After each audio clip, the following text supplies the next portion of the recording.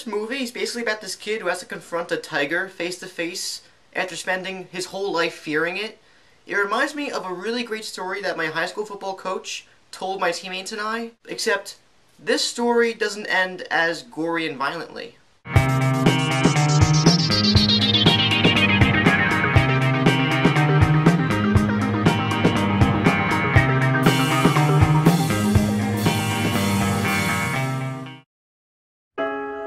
I was sitting in this coffee house, and this old man at the table next to me struck up a conversation. He said you had an amazing story. Let's see then. Where to begin?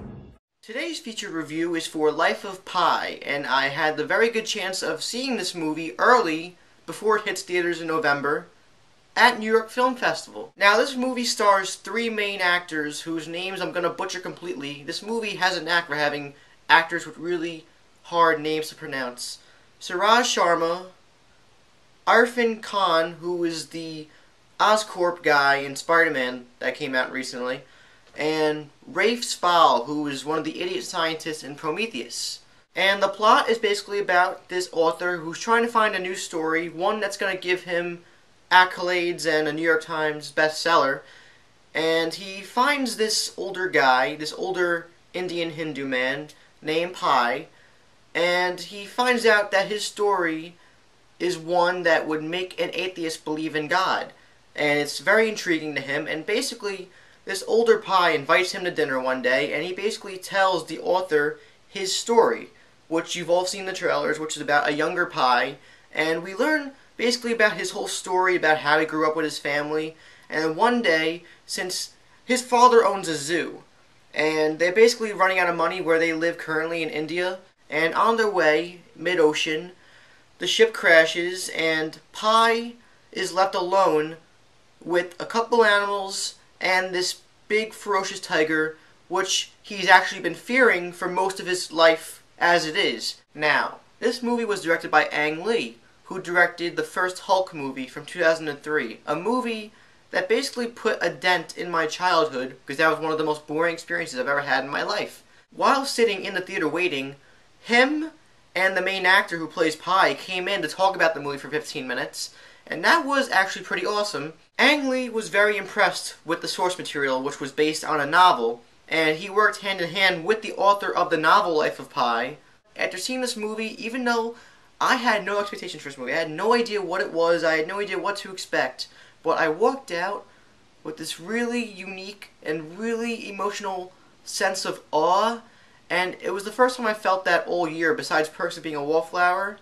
This movie is fantastic. Now, the acting all around was great as it was. The acting from the main two stars, the ones who play older and younger Pi, especially younger Pi, they deserve attention and Oscar nominations. The cinematography for this movie is absolutely gorgeous. It's very unique. I've never seen anything like this movie before in terms of looks, visuals.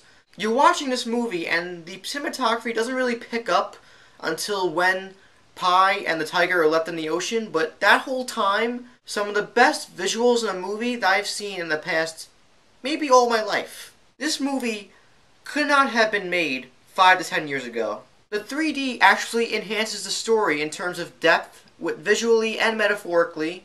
Now, this movie is very emotionally resonant, and that is very much in part and critical due to the relationship between younger Pi, even older Pi, and this tiger named Richard Parker.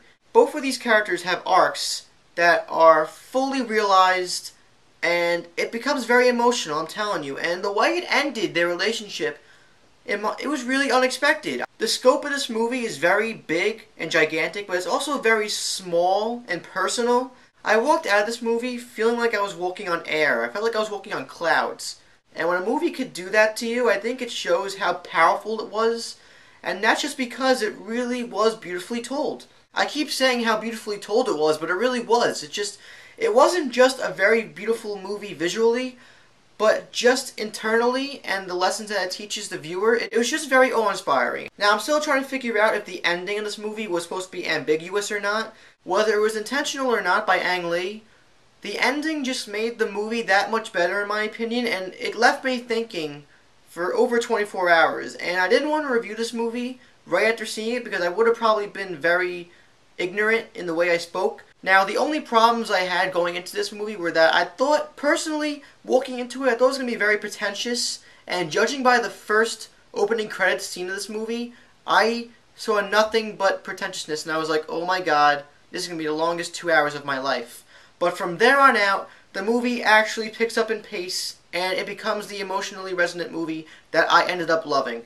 That is mostly a nitpick. The only real problems I had with the movie were that there were a couple scenes that felt very unnecessary, and I felt like they were just there to add to the visuals, and they weren't there for story elements. Even though it was very masterfully done, there was an overabundance of CGI, and the tiger, for the most part, was CGI, and it might turn off some viewers watching, like, why isn't the tiger real? Why aren't these animals in this world real? It may take you out of the story at 3 or 4 points in the movie. That's what I have to say. Life of Pi is a very genuine, beautiful, masterfully told movie that is a mix of Forrest Gump, Castaway, and Titanic, all in the best aspects of those movies.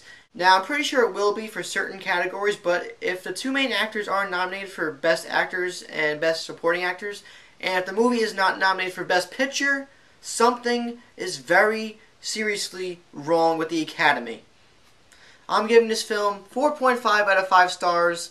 0.5 has been knocked off due to the overabundance of CGI and the pretentiousness that people may seem to feel at the beginning of the movie. When you see Life of Pi November 21st, please let me know what you thought about it in the comments down below. Please like this video and subscribe to this channel if you're looking forward to more reviews.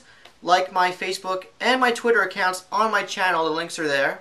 I am John from MaffmanJones Reviews. See you next time.